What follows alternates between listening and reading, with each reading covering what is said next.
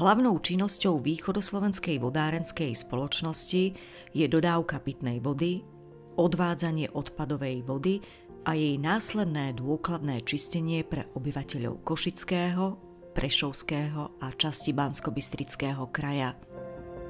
Súčasťou tejto spoločnosti sú aj non-core aktivity, ktoré nie sú zamerané na jej hlavnú podnikateľskú činnosť. Medzi tieto aktivity spoločnosti patrí stavebná činnosť či vývoz a likvidácia obsahu domových žúmb.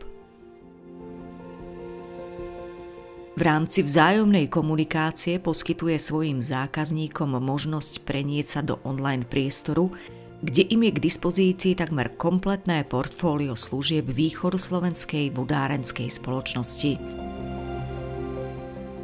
Tá ponúka aj akreditované a neakreditované analýzy pitnej vody, odpadovej vody a kalov, výkony dopravy,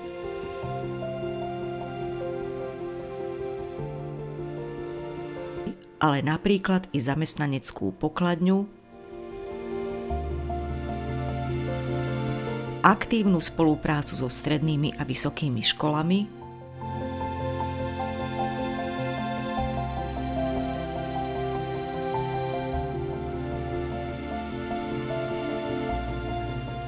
či dlhopisový program.